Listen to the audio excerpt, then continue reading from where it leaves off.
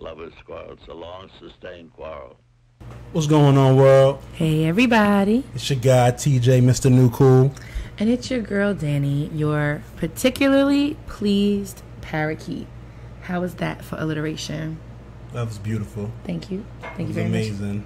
And that also means that I'm in a good mood.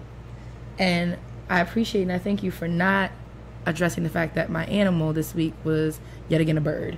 Because you be trying to call me a bird. I be leaving that alone. I be letting you live because I know how you feel. You know what I mean? I know that you're a bird. You know that you're a bird. So we good. I don't got to say it because I know what it is. Y'all, you know what? And I said I do to this nigga. Like, how? Where they do that? So that changed your life. For the better or for the worse? I mean, would you have been where you've been without me? Possibly. Teacher, because of me. Homeowner, because of me. You Parent, because of me. You're welcome. Things that almost positively would have also happened, but it would have been what you wanted. Like, would it have been the universe that you wanted? Would you have had Tatum? Then that's why I have no regrets. All right, then. So okay. Would you have been a teacher? Possibly. No, you wouldn't have. Okay, well, I'm definitely the reason why you're a teacher. Can you at least admit to that? You are definitely pushed me and put me on the path. Yes.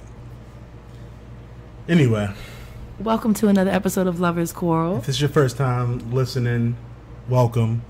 If this is your second or more times listening, thank you for coming back. We're glad you were entertained in some way, shape, or form. But how are you? I'm doing good. That's it? I'm just doing good, you know. I'm here with my wife. We got a special guest. We do. So, you know, I'm here. I'm here for it. All right, cool. Me too. I'm good. I'm just, living life, ready for summer. Your curls are popping. Thank you. I've been trying the twist out thing more often. I'm getting it down to a science. It's sticking now. My timing. You out of that ugly stage. You know that ugly stage that girls go through when it's like the curls ain't there, so it's like that new growth, all that. It's called a TWA, a teeny weeny afro. Okay, but once they get in that stage when the curls is cooperating, oh, y'all are popping. It's nothing like natural, like curly hair, sexy as hell. Aww. But that in between stage, that stage of like that struggle stage, put that wig on or something. Put some braids in. You are being. It's not. You know what? That's a personal preference. It's your preference, but it ain't your hair. You right. I didn't say nothing when you was doing that DeAndre Jordan shit. Oh, that shit was hard, though. Wait about. I'm growing it back out, so it don't matter. Moving right along, because I don't want to get upset. But you know what? I didn't do it for you. I was doing it for me. And women aren't doing it for you? All right, then. So, the same way how you didn't like it, I just didn't like the little in-between stage. Thank you for the backhanded ass compliment. Anyway. So, are you ready to jump on this elevator? Yeah, we can jump in.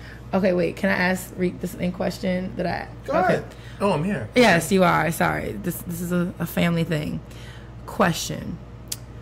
What is your stance on people who wear black Air Force Ones? Low tops or mids? They're not to be trusted. I'm sorry. Told you. For a multitude of reasons. It's not just like the surface reason either. Like, first and foremost, it's not the fact of what they have done, it's what they're capable of doing. Because if you can implement black Air Forces into your outfit, you just don't care about a lot of things. And even if you go to Foot Locker, Foot Action, House of Hoops, and you go to the Nike section and you acquire a new pair of Air Force Ones, you are up to no good. So, I mean, it's like if you just saw me in a drugstore, you just see me buying like mad rubber gloves. You know, like I'm up to no good. Like a tarp and some rope. Negativity is coming after this purchase. You know what I'm saying? Oh my God. So like, if you cop black Air Forces, there's no ways. I told you. Absolutely not. I told you. That's what the world says. I can't even think of like an outfit that could be complemented with black Air Force Ones unless it's like a black sweatsuit because I'm about to rob somebody. This is literally what TJ has been telling me now for months. That shit is camouflage game. When you trying to blend in with the night, like you fucking Batman. Like, that's what you fucking And if they're dirty, watch out. Oh my God. Niggas that come through and don't even have the audacity to buy new pairs, and they're just creased up. You know what I'm saying? And like just the toe is just strangled out, son. And it's like you can hear like you can just hear how tired they are in the front side. Question: do you watch Game of Thrones? I do not. Oh, okay. I feel like a loser because I'm one of 10 people that don't. Well, no, you're one of 12 because we haven't ever seen an episode. That's 13. That's what the fuck I'm talking about. I can have a good show. I mean, we do plan on watching it over the summer, but we have never seen an episode at this point.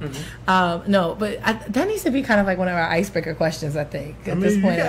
Like your stance on Black Air Force Ones, because I think you gotta ask like people who's like know about sneakers. Know about sneakers, but also who's like, I feel like they got to be like inner city people like that. Well, okay, we'll know our audience. Yeah, I'm just saying you can't ask everybody because some people will be like they're sneakers. Yeah, but the real people, we'll give you the answer that we just got. You can't even buy like Air Force Ones in the mall. I think you have to get them shits from like the dark web or something. Because even when I go buy sneakers, I don't see them readily available. It's like right next to an ad for a kidney. No, it's kind of like those Instagram ads, but you need a passcode to go into like the actual website. Oh no!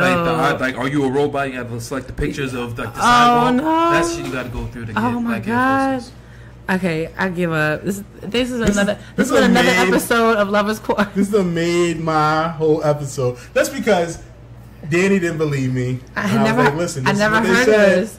And then the only, evidence I had of it was also his friends that also supported it. But now as you as an unbiased, impartial person. When you're coming home from work, and both and your husband's not going to be there to protect you. You come from a long day of teaching.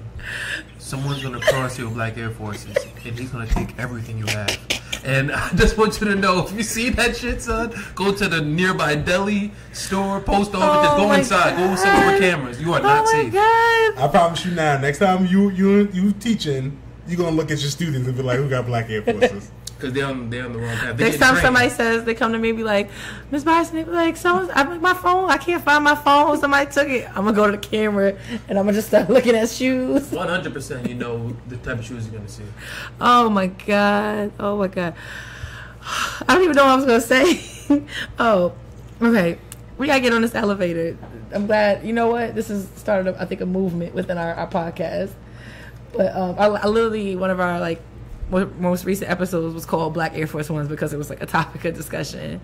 I subscribed to y'all today. I'm gonna be locked in. Thank you. Well, are you getting on my nice plush penthouse suite elevator, or we gonna get on your pissy elevator? We can get on your little stupid elevator. Benson, like, are you going up or down? Going up. So, honestly, reason why I was a particularly pleased parakeet was because summertime is upon us. Today was a beautiful day. It's that like barbecue, sitting outside late, sun stays out till 8:30 in the night type of weather, and it's just like that's just my season. Like literally, like it's the since I'm a science teacher, your biology is so that when it's more sunlight out, you literally are happier. You're in a better mood. I like the other time. I like daylight saving. Like, I want the daylight saving to come back. I want the hour taken back. Give me my time back. Oh, you want? But what about like? So you want it to be darker sooner? I just want that extra hour. I don't care if it's darker, lighter. But you only feel like you get an extra hour of sleep for like the first 2 days after daylight savings. When it changes, like when we get the hour back and then they take it back, you feel it when they take it back. Well, yeah. Every time. Okay. I still feel it. Anyway. I still wake up like, damn, man. Can you get off my elevator? I know I had an hour. My fault. Thank you. Wait in the lobby, nigga. So, I'm just in a good mood because, like, I feel like I know these are all the signs that summer is upon us, and summer is my favorite season. Even like, not even just because my birthday's in the summer, but just because like you have like I hate coats and hats and scarves and all that other bullshit. So I just like being outside. I love summer in New York because it's nothing like it in the world. But just in general, like long days and warm nights. That's my shit. So I'm glad that season is upon us. That's what's up. Thank you. I'm gonna stay up. So Khaled dropped the Nipsey video. Oh, I thought you were gonna say the whole album. And he did an amazing job with it. I think that was like the end game. Oh, you felt like for Nipsey. Okay, fair. Do you? So I feel like that was a perfect ending. That was the perfect last video. Perfect. You know what I mean? So I didn't see the video yet. Oh, it may not make you cry. Well, it don't make me cry, but I just feel like he did it justice. And the song is kind of makes you like wary because it was like the second verse. He's kind of talking about like dying. Not necessarily that he's dying, but he's kind of talking about like you got to watch out, and now he had PTSD from his lifestyle, and it's just like, damn, he's gone. Like, but the video was done perfectly. It was a great song, and you know, R.I.P. Nipsey. True that. So, Reek, before we completely leave the elevator bank, is there anything that you would like to either go up or go down about? Anything good going on? Got you in a good mood? Anything you want to vent about?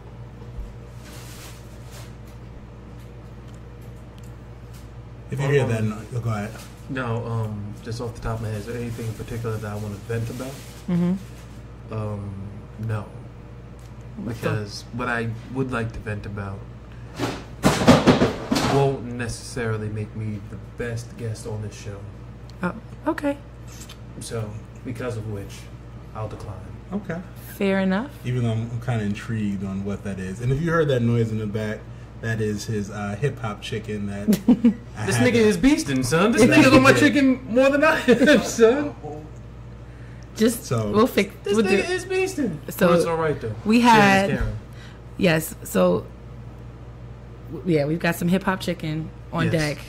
So we can get off this elevator. Yes, we can.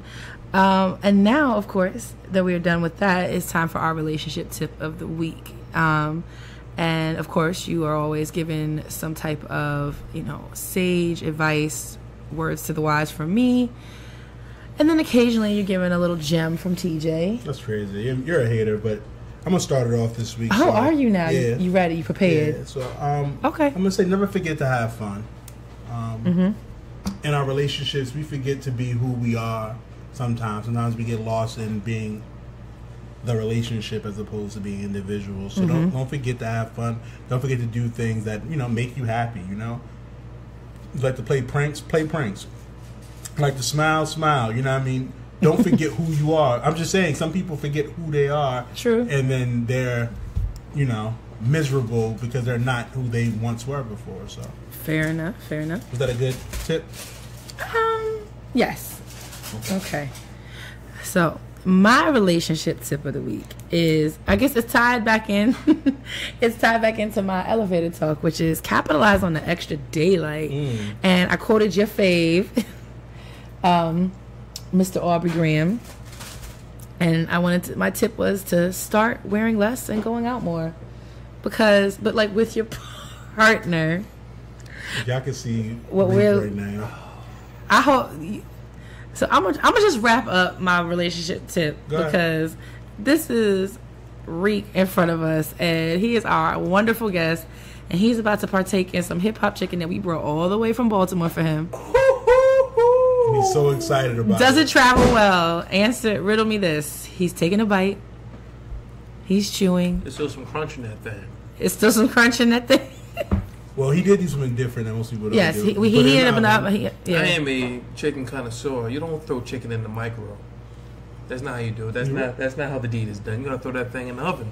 Another thing, preserve that crunch. He made sure that it wasn't aluminum foil, so you know, condensation. But go ahead, finish your tip. I'm done. I can't even. Because my literal first question was, did the chicken travel well or not? Yes, it did. Okay. So now we know for future reference, when any of our loved ones request chicken, that we can bring it up and not disappoint the creamy crack doesn't travel well, though. I don't taste that thing. See? I'm listening. That dissipates, but not the crunchiness of the chicken. So the crunchiness is... I did hear you say the that. Crunchiness is getting compromised, but it's not like soggy. I heard somewhere that you said that like the crunchiness is like paramount for you. It was said on Oprah Rose show. Yes. Shout out. Can I say this? Yeah. Wait, yes, Oprah Rose. You listen to that show? That show is incredible. I love that show. But yeah, to give you guys my ideology on this show, the Lovers Quarrel show. Okay. My thing is this: with chicken, it all starts with the texture as opposed to the taste. Because if the texture is right, I can get through it, even if it's not like the best tasting. But If it tastes spectacular, but give me some soggy nonsense, then I'm back to square one. So I've been posing that question, even to my mother. I was like, yo, do you prefer texture or flavor? And you would think that everybody says flavor, but I'm sure everybody in this have flavorful chicken that just wasn't, the texture wasn't there for you. Or like, if you have, even if it's not, to bring it to something else, even if it's not fried chicken and it's barbecue chicken, right? And it's on the barbecue and they seasoned it well, they had it in the fridge for 2 days or whatever them down south niggas be doing, and they fucking have it marinated, and they throw that thing on the grill, but you don't, there's no burntedness to it. There's no burntedness. It's just, it just was on the grill just 30 minutes too early. Got it. With all the flavor in the world, like, nah, you got to send this back. Yeah. That's what I'm saying. It's all about texture for me. So, I'm a texture person too. Are you a texture man? Yeah, I'm a texture. How about you? Are you a texture or flavor? All about the texture. See, I don't know. Just about chicken. Right, dare I say that if it has like good this. texture, it will have a greater likelihood of having good taste. I'll bring it to you like this. I bring you 2 batches of chicken. Okay. One batch, I put the napkin over it, so it's condensated. The skin isn't as crunchy as the other batch, but there's more seasoning on the one that's soggy. So I give you soggy, flavorful chicken, or not so flavorful, crunchy chicken. Which one are you going to gravitate towards? Give me the crunchy. I don't know. Am I like, I see the plates in front of me, like which one I'm yeah, gonna there's walk 2 to? batches here. Like, here's some. I'm gonna walk towards the crunchy batch because I'm going to assume I'm gonna assume like it looks more cooked. You know what I mean? Come on. I'm not alone in here. But would I be mildly disappointed if it wasn't flavorful? Absolutely. I'd rather it be not flavorful and crunchy. But crunchy. But then for it to be flavorful and be like, soggy. What the fuck is this? That was slimy. Is that put in the rain? What happened to my chicken? I can't. Okay, fair enough. I will say consistency is a big thing because like if it tastes like if it feels weird when it's in your mouth, like that's definitely a big issue. Like I have my line sister doesn't like ice cream because she doesn't like this consistency. What else sorority? I'm a Delta. Are those the elephant people? Yes, we are the elephant people. My aunt's a Delta. Okay. The red people with the elephants and all that. Okay. Something like that. Yep. I'm familiar with you guys' raincoats. You guys refer to that as paraphernalia, right? Yes, we do. Yes, and TJ's an alpha, so he's in a fraternity. So the alphas. Those are the niggas with the hands, right? You guys aren't the candy cane people. Nah. We apes. You're the ape people. The purple. Nah, we're black. Black? Black and gold. Okay. I know you guys. Yeah, we're the first. Had to get that in there. I mean, listen, that's the truth. That's the history of it. Give me both of you guys, give me your story of how was there any spanking involved? What happened? Alpha Phi Fraternity Incorporated. As well as Delta Sigma Theta Sorority Incorporated. Okay. So what did you do to get started? You had to give them like $2,500 to get in there, right? No, there is a membership fee. Okay. What's the membership fee? It varies. It changed. I've been in Delta for a while now. So for you, how much was it? When I crossed, it was like $800. You? $800. That was more expensive than that. So what did you do? You didn't just give the niggas $800 like, yo, I'm on deck. Like, what actually had to happen? You had to apply. Nah. Write an essay. To a code. You can't tell me what actually happened. Neither can you, and I respect that. So no way in hell you just picked up some garbage for 2 days, gave niggas $800, like, yo, I'm an alpha now. There's no way. You gotta take tests. Same. Yeah. Like written tests? Yeah. Gotta know like the information.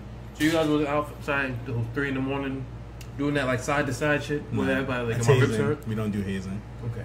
Same. Okay. Next question.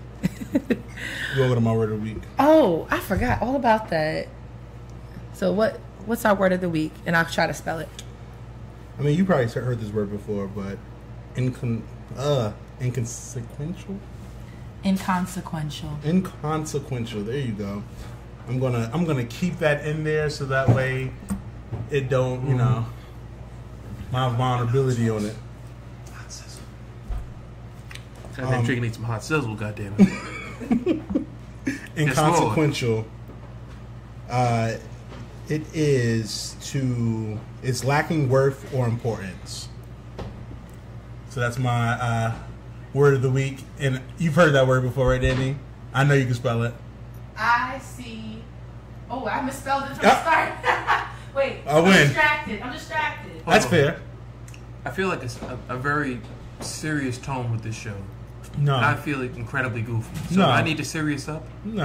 Niggas talking about inconsequential and elevators and piss. All kind of shit is going on. So I just My need wife to make is sure. very smart, right? Like really smart.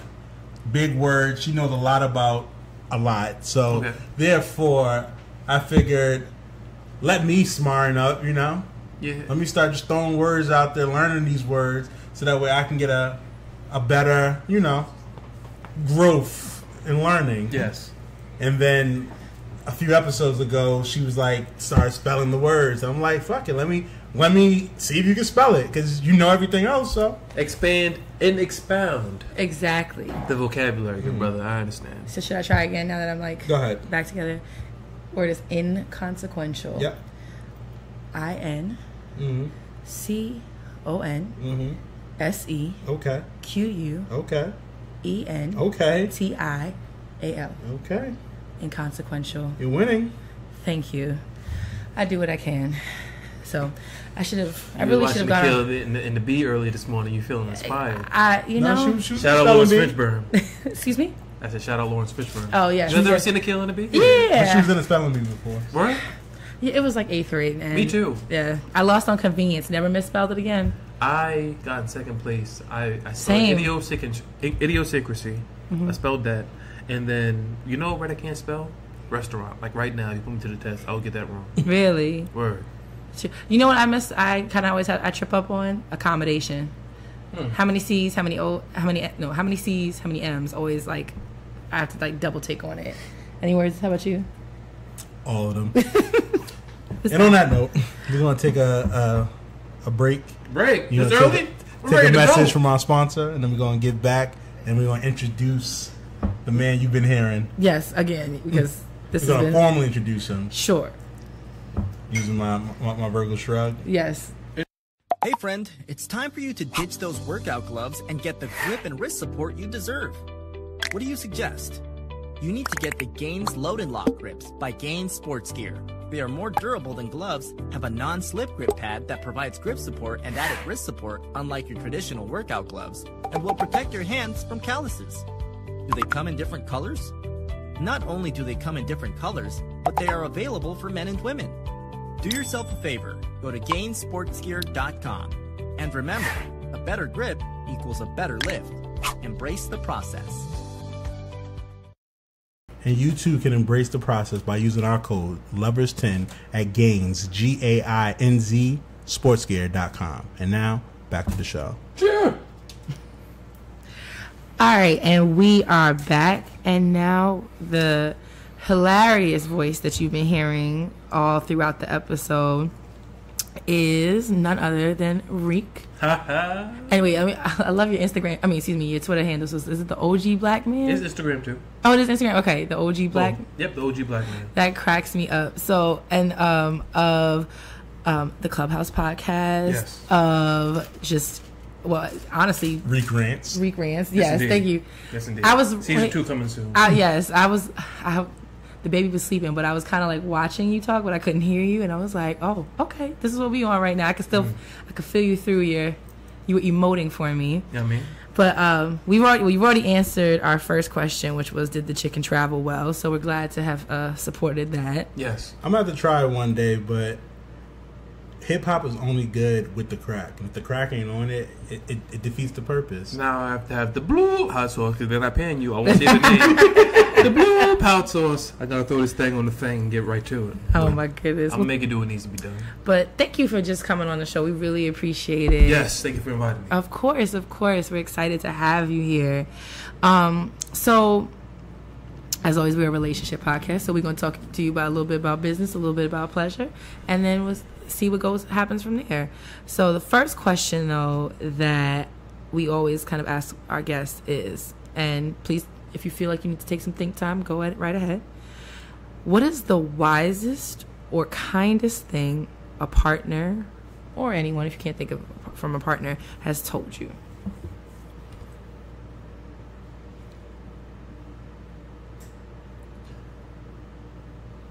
Even if you think the most recent. The wisest thing that was ever told to me was, there's no reason to be settling. There's absolutely no reason to settle because it's easy to be placed under like hood hypnosis. Mm-hmm. To think that you're doing things the right way. Like, all right, I'm gonna get this job, paid this much an hour, work there for a year and a half, get an 80-cent raise, hold the job down. All right, I'm gonna quit this job, get another job, pays 20 more cents an hour. Now you at what, fucking 19 an hour. Do you do that? You this and that. All right, these niggas are paying enough. Let me quit this. 20 an hour. You work there for a few years, and all of a sudden you blink and you're 35 and you haven't done shit with your life. You know what I'm saying? So just not settling and wanting to do what you want to do when you want to do it, and without taking fear into consideration is like the best thing that was told to me by a partner. That's very dope because people settle a lot, honestly. Like in relationships, in career, in life, in aspirations. So I think that we definitely sell ourselves short sometimes. So if we don't settle, then you won't do that. Though, like just to get deeper into it, we're saying settling from outside point. You don't know you're selling until somebody tells you, to be honest with you. That's true. Because you got to take into consideration, you get a job, right? 3 months down the line, now you're off probation, 90-day probation. Now all of a sudden you want to take maybe a little bit of vacation. You take vacation 6 weeks in advance. Now you've been in a job for 5.5 months. Take a 4-day vacation. You want to wait a little bit while. All of a sudden you blink, you've been in a job for 9 months. There's only 12 months in the year. So you can fuck around and be at a job for a year and not even realize it. You know what I'm saying? And meanwhile, you're not doing nothing you want to do. There's always going to be a bill coming up. Your transmission is going to blow. You're going to get a red light ticket. You're going to fucking go through Easy Pass or whatever. Somebody's going to want to borrow money. Like, there's always going to be something like, yo, I'm going to make the money back. There's going to be some sneakers you want to come out, some shoes. There's going to be some gear. It's a fucking all-white party you want to go to. Maybe you want to get a bottle. So all of a sudden, you fucking blinking, like 10 months went by, you been at the same job you've been hating when you were like, I'm going to just hold it down until I pay this bill and this bill and buy this and buy that. So it takes from somebody like, yo, my nigga, you don't even like UPS. Why are you still there? That's when you have the eureka moment, like, oh shit, I'm settling. But you don't know you're settling until, because you're just going through life. You're trying to pay bills. You're going to parties like once or twice a week. You're just trying to do things the way, even if you're a homebody, like, all right, now I got time to watch All American on Netflix. Let me dive into the show. And all of a sudden it's Sunday, now it's Monday, now you got to go back to work. Until somebody wakes you up and be like, yo, my nigga, this shit is garbage. That's what's selling. But you're talking about, you guys are a relationship podcast, even with like women or men or wherever you're dating, right? A lot of my friends, even when we were young and even now, it's like, getting consistent vagina fucks up everything, son. Okay. Word. Can I elaborate on this? Yes. I apologize for being long-winded. No. I know you guys have a docket there, so I want to make sure that I'm staying true to the show. We want you to stay true to you. Exactly. Right, cool. So some of the homies was not getting vagina at a smooth rate early in our lives, right? So a woman comes along that finally meshes with their energy, give them a vagina at a semi-plausible rate. That causes them to lose their mind. And it's like, oh, you're like the leprechaun with the fucking gold. Like, oh, it's mine.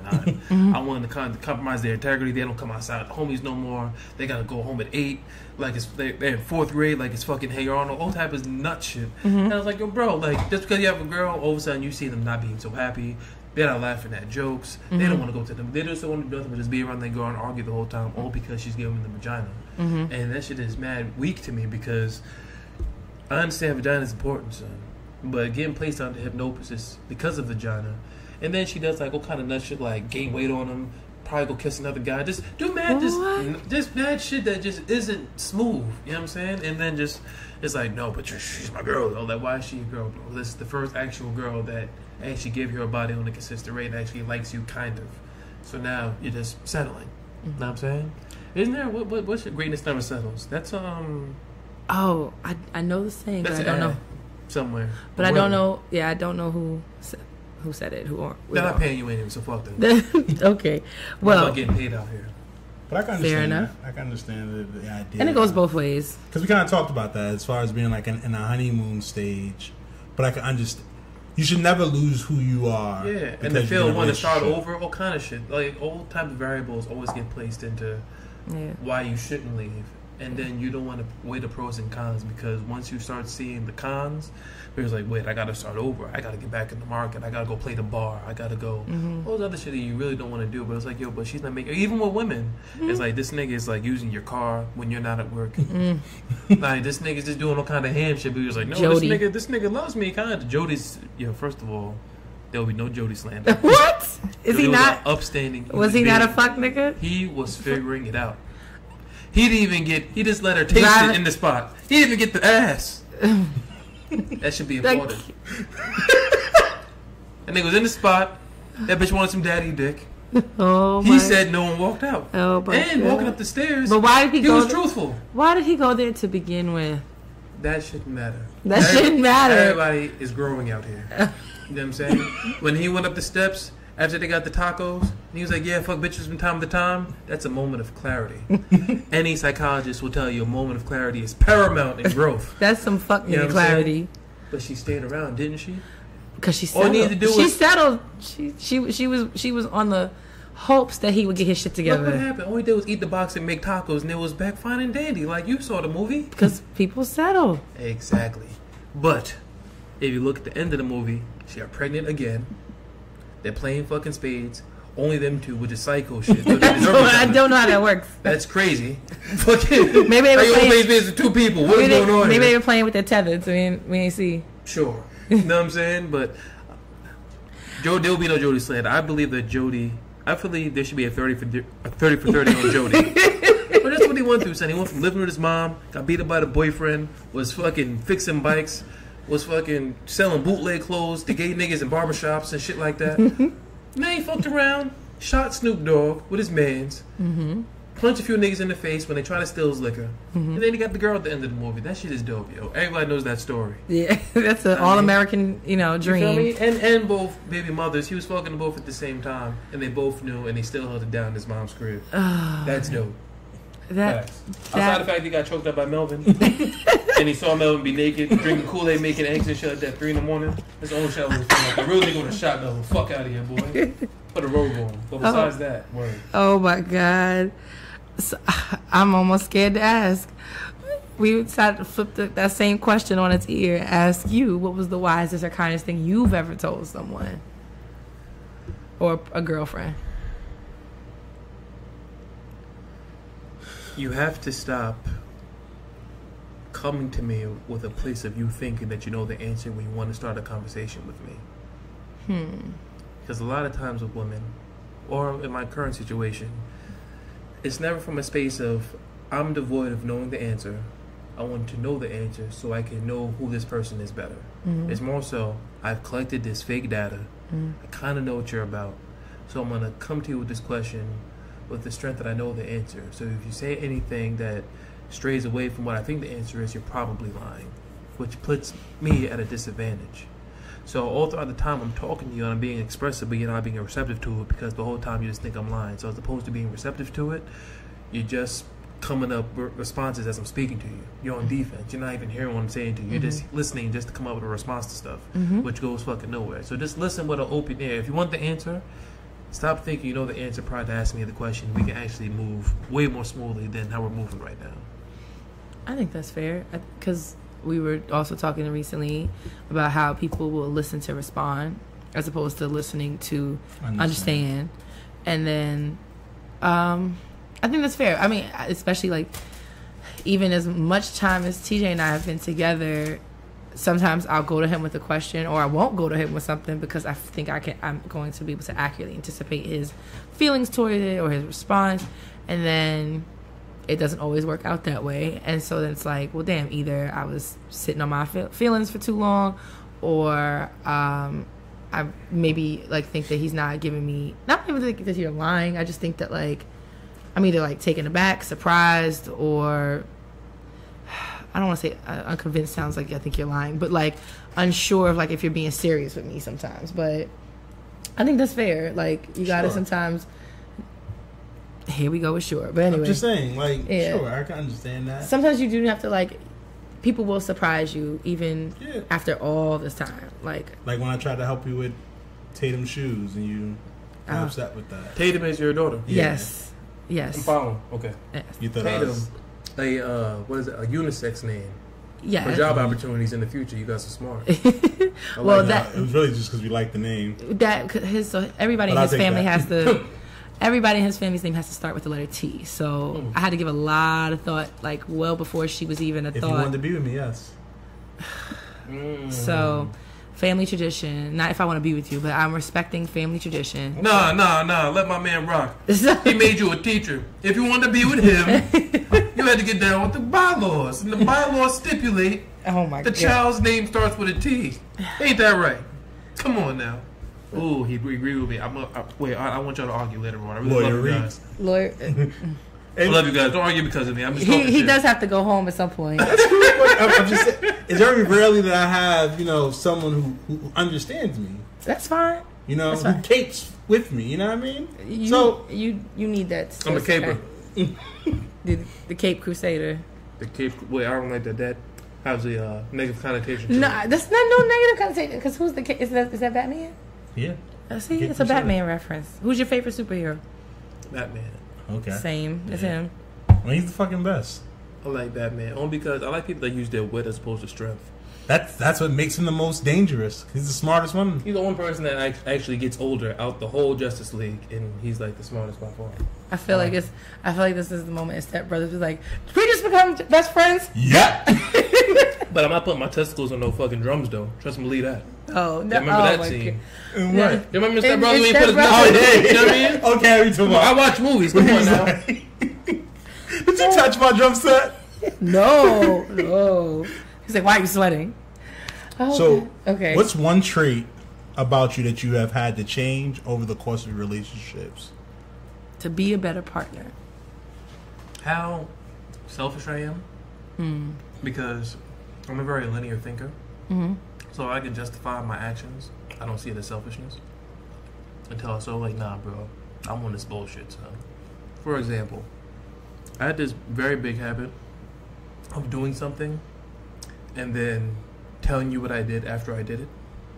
So in previous Reek, we would do this podcast, explore Harlem. The next day, be like, yo, I was in Harlem yesterday, and this and that. As opposed to being proactive and telling you where I'm at. Because I was really becoming my own child, so I never had to really answer to nobody ever. So the way I justified it is, we talk every single day. You know everything about me, I know everything about you. If I tell you what I'm doing as I'm doing it, my interest level dwindles. So if I do things that's cool, and tell you about a cool thing that I did, as opposed to telling you something I'm about to do, maybe I'll remain interesting. Which led into me just taking that shit and all Different levels. Different levels. Like, no matter what I do, I just wasn't tell you what I was doing until I was done with it. Which is like fuckboyish, you know what I'm saying? But it took me to just take a moment of like, yo, I could just be proactive and just tell you what I'm doing. Because my whole thing was like, what if she says no? Then it's like we have strife. Because I'm never going to be told I can't do something.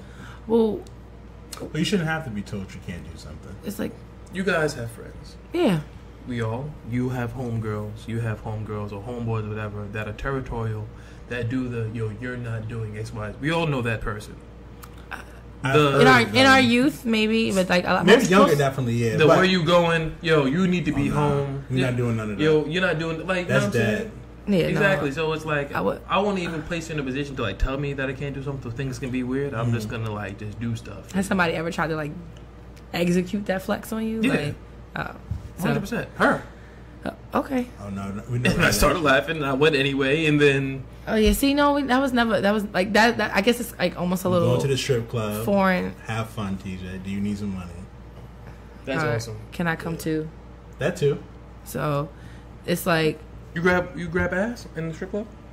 I have dabbled, but it's just I think like an ass dabbler. I like that. I think the thing is like, and it's funny you were talking about this on was it Oprah Rose?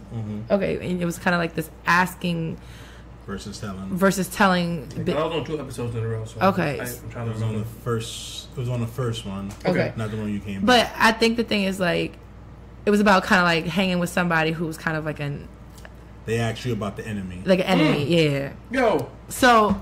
Can we talk about that, please? Sure. Do we have? How long is your podcast usually run? You're good. We're good. You guys are like 45 minutes and we need to cut. No. Advertising. All right, cool. No, we're good. Can I pose this question to y'all? Okay, because I have thoughts, but go ahead. So matter of fact, let me ask the question first. All right. Would you align yourself with the enemy of your man and or friend? How are we defining alignment? I'm like the enemy in question. Scenario, yes. Me and him are cool. Mm-hmm. We're not cool right now. Okay. But because me and him are cool, obviously, he doesn't keep secrets from you. Me or you are cool. Mm-hmm. I sent her a group text. Mm-hmm. I'm going to be at Bar L today. Mm-hmm. Can you come? You tell him, yeah, I'm about to go to Bar L. Who's going to be there? Reek's going to be there. Are you kidding me? Why are you going? So that's the situation that, would you then... Okay. So I probably would not go because if you were the one inviting me, right, I feel like that could be kind of like setting myself up for strife that I don't need. Because even though you and I are cool, I know that you and him are on the outs. So at this point in time, I might cool our jets, because ultimately TJ is my man. Mm-hmm. If, let's say, another like mutual friend is having something, like let's say somebody's birthday, like I'm having happy hour or whatever, mm-hmm. and I'm invited, TJ's invited, you're invited, and we all know that there's like a strong likelihood that any combination of us would be there, and like let's say TJ's like, I'm still not in a place where I'm ready to like lay eyes on you. I would not ask TJ for permission to go. Like, right. Can I go? Right. It would be more like, hey, Melissa is invited me to a happy hour. I know there's a chance that Reek might be there. Would you feel some type of way if I went? Because it's because I'm not seeking permission. I'm more so checking in with how they feel about the idea. If he were to feel some type of way about me going, I probably would not go. Isolate that. Yes. You would not ask permission. Just isolate that statement. I'm going to bring this question to you. Mm-hmm. If me and her had strife, me and Danny had strife, mm-hmm. me and you are obviously still cool. Yo, TJ, fuck with me. I'm at Bar L tonight. You know what I'm saying? Pull up on me. Hey, babe, where you going? I'm about to fuck with Reek at Bar L. What happens then? I don't know. Danny, I have so few enemies. it may be the same way though, because it's like if I'm sorry, I gotta flip that. Alexis, a common friend of you guys, invited you. Danny and Alexis are not seeing eye to eye right now. In group chat fashion, yo TJ, come through, fuck with me at Bar L. I wouldn't go. If she's not fucking with it, I just wouldn't. Her. You see how a fucking difference between him and her? Mm-hmm. That's why I want to isolate that. Mm-hmm. Now, this is why I was saying that my girl has to ask me for permission. Mm-hmm. And let me explain to you why. I got the same side until I elaborated. Okay, I'm listening. If the situation was changed, mm-hmm. and my girl has beef with a girl, mm-hmm. whether it's beef, whether it's a disagreement, yo, I'm not fucking with that bitch right now, whatever have you. Mm-hmm. And Alexis texts me and the homies, yo, you guys want to get happy hour at Bar L today? Come fuck with me. Yo, baby, where you go? I'm about to go fuck with Alexis and them at Bar L. Mm-hmm. And then I went. All hell will break loose. My vagina will be withheld from me. Conversation will be withheld from me. Mm-hmm. I'll be treated as the enemy. Wild cold shoulders in the crib. Mm-hmm. Because it's like, why you fucking with that bitch? Who's really your girl? Why you fucking with that bitch anyway? I don't really like her. So this is why, on the opposite spectrum, if I'm not fucking with somebody, you have to ask me. Because if the thing was totally screwed around, because me and him, as men, we wouldn't care. Mm-hmm. But we know that women care. Mm-hmm. Especially when you're siding with another woman, because that's just how women are. Am I wrong in this before I continue? There is truth to what you're saying. It's not foolproof, though. It's not foolproof. Because I'm a woman. You don't fuck with a girl named Alexis. TJ fucks with Alexis at Bar L. You're not going to feel the way? Let me say this. I might feel a way, but that would still not... I personally know and think that I would not expect him to seek permission to go. I think he would check with me and be like, honestly, TJ being the type of nigga he wouldn't go, period, because he'd be like, Danielle's my girl. That's enough said. So he wouldn't even have to come to that point. Exactly. But that's what I'm saying. That's because he is who he is, though. But he is who he is. And then me being the type of person I am, for me, it will always have to do with like context. It's like, I hate to say it has to be really contextual, but it's like, what are y'all fussing over? Is it really something like a true violation, or is it just like some fuck shit like y'all fall out this week and y'all friends next week? Well, I don't want to miss happy hour because y'all are having another spat. But then my question comes with it is like, if your partner is beefing with somebody, why would you want to go somewhere that they're like, you know what I mean? Well, I said I wouldn't go if I was directly invited by that person. But you said that you would have to get contacts, like. I think I ain't like his hat. The fuck? I'm gonna tell you that's me stupid. and him ain't beefing. All right, well, me and him beefing. There will be no Also- linking at Bar L today because you don't have my permission. I'm saying the word permission for a reason because I know for a fact permission is the type of shit that just like you said you would do. You would she would pick up her purse and go. Like that could be the next thing. But there's a difference because if she was to pick up her purse and go, men aren't as skilled in emotional warfare as women are. So a lot of times we don't do things just because we don't feel like dealing with you on an emotional level. We don't feel like dealing with side eyes and huffs and huhs and cold shoulders and making us feel like garbage for 3 days straight. Like, we don't know how to do that shit, but y'all do. So just because we don't want to deal with that, that's why we won't do it. So on the opposite spectrum, because you're more skilled at me in something, but you know full and well how you will react if I did this very same thing, you have to ask me permission now because it's 50-50. I disagree, but okay. We can agree to disagree. That's it. I mean, you're the married one. I'm just a guy that just wears Knicks hats. Don't listen to me. It's, you know what I'm saying? You're entitled to your opinion. I just think How do you feel about your pick? No, I'm not a Knicks fan at all. Oh, okay. I'm not a fan of any team. I have a theory about that too. Theories come. My theory comes from you don't have a favorite team unless it was passed from your grandfather or your father. Oh. And my father was locked up. My grandpa died at like 7. So it's like I just fell into sports because I like sports. So that's why I don't have a favorite team. True.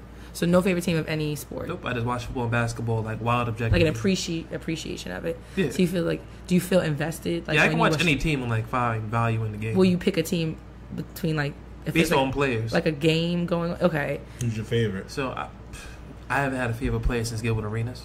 But okay, really? 0. No chill Gil. Yeah, because it's like there's just no way else to say it. I'm a fan of bad shot selection. Bad sock. So I'm sorry. Bad shot selection. Okay. So that means you would love the new NBA. So that means Steph Curry you love, but nah, Damian because Lillard. It's like with Damian Lillard and Steph, Damian Lillard doesn't get enough buckets for me. Like, you have to be a nigga that's wilding with terrible shot selection. I can't say that word. Terrible shot selection for you to like be my like Gilbert had terrible shot selection, was averaging 29.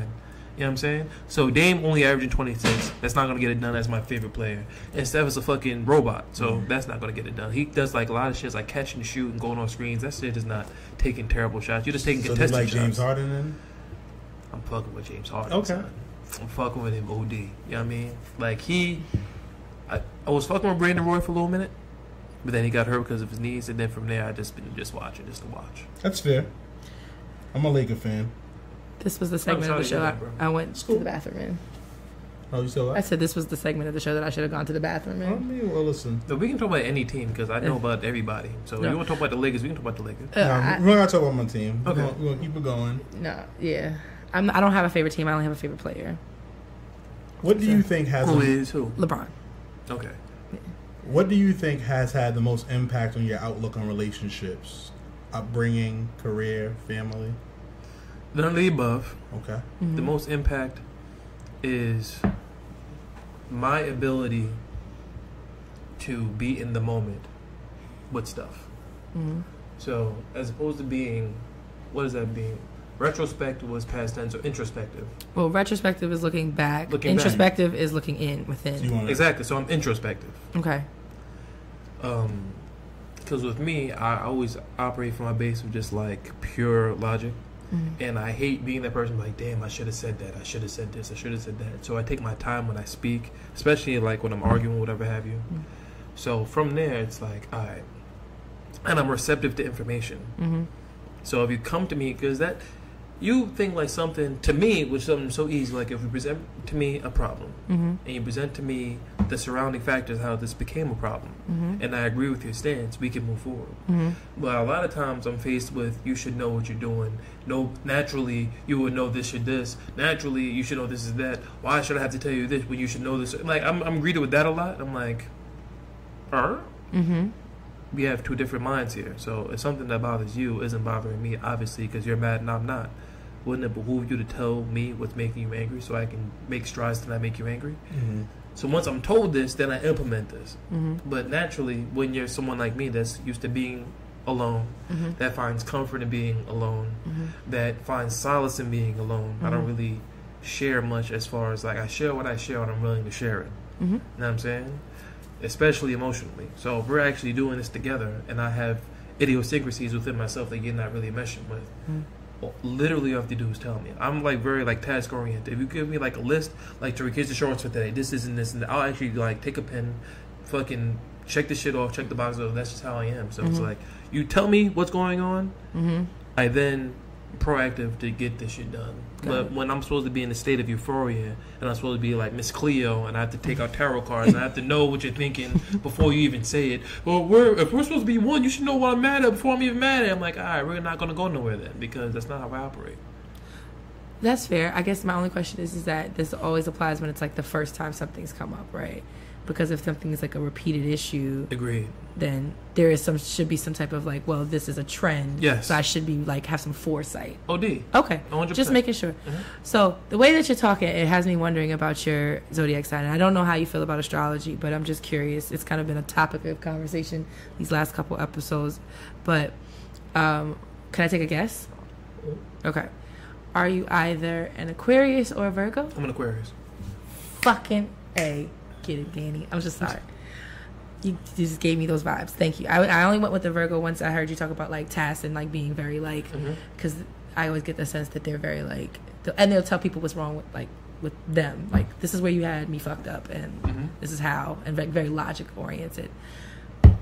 So wait, you told me how you thought I was a Virgo, but I'm an Aquarius. So Yeah, but I went to the very end. But the Aquarian vibe I got from you was kind of like the very like direct approach, and also like you're not easily like, you know, you're very like even keeled. Like, I don't know how to, I guess that's the best way to explain it. It's reminding me like Eric, like kind of like you know, very cool, very cool. That's his line brother, best friend, Tatum's godfather. So he's an Aquarius, and his other like best friend is an Aquarius. So like you gave me the same kind of vibes. Like they know a lot of shit.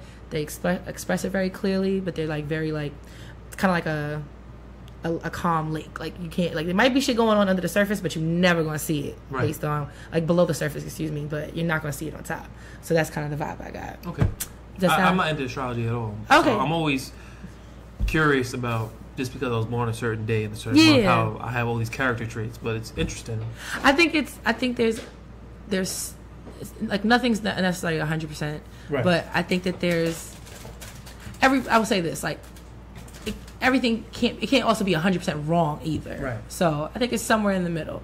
But do you think that that's something that's like an accurate description of you, just off of the short interaction? Okay. Because I don't yell. Like my whole life I've always been monotone. You know what I'm saying? My voice I was always told was like very unique. Like I'm not really expressive. I don't really show emotion that well. So yeah, I'm like very even keel. I'm very direct in what I'm saying. I'm very expressive when I'm saying. I'm articulate when I'm saying. I'm eloquent in how I'm saying it, just to make sure it's palatable to who I'm speaking to. So there's like no X or Y or Z to how I'm saying. Like there's no room for you thinking I said it. Misinterpretation. Misinterpretation. Like I thought you meant this. Like I told you very sharply and clearly what the fuck I meant. Yeah, you know what I'm saying? And that's very much like the two. Probably, arguably, two Aquarius people that I am very close with because of TJ are very much the same like that, which is why I got that. I picked up on that. But thank you for that and letting me guess. And my guess was right off break, so that makes me very happy. OD. Impressive. Thank you. So, you want to take that next one? Okay. All right. How important is sex in a relationship?